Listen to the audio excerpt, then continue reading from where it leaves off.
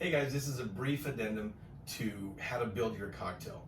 This is going to definitely help speed up your efficiency behind the bar if you follow a very simple scientific law, and that is density matters. Now, you've all been taught to build your cocktails by doing your sugar syrups or your sugar solubles first. When I say sugar soluble, I mean simple syrup, agave syrup, honey syrup, strawberry, passion fruit puree, anything that is your sweetening agent.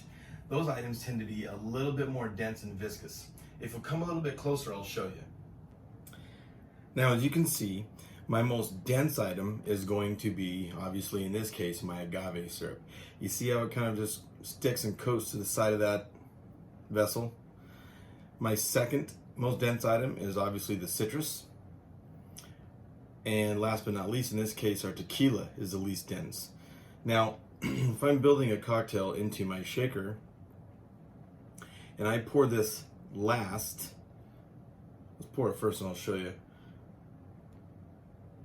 You see how much residual sugar is still left inside of that should be in my cocktail? You'll see a big mistake that bartenders make is because the way they're processing cocktail math, they'll pour their spirit first, their citrus second, and their sugar soluble last, and then lo and behold, they're left with, again, if you can see that, that is about a 1/4 ounce of agave that is still in my vessel, or if I were using my jigger, in there that should be inside the cocktail. Now, if you pour this sugar soluble first, again, the most dense item, I can then use my citrus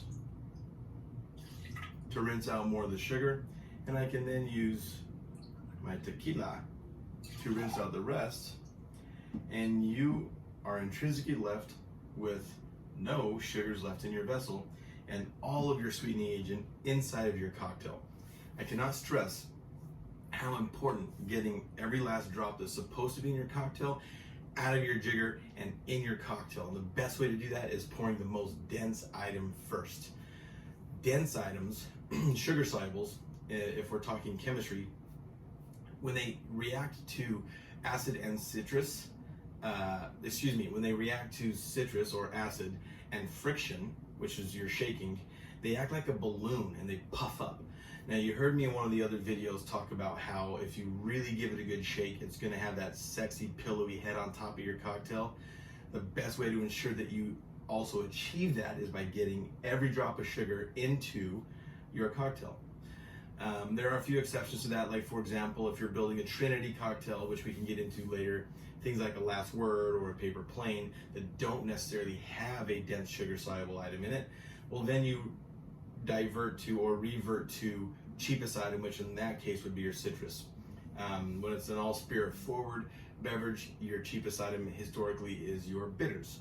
So you always want to build, again, default to your cheapest item, but when there, again, is a sugar soluble, please make sure you pour that first into your cocktail shaker, your mixing glass, followed by your citrus and your booze compendium.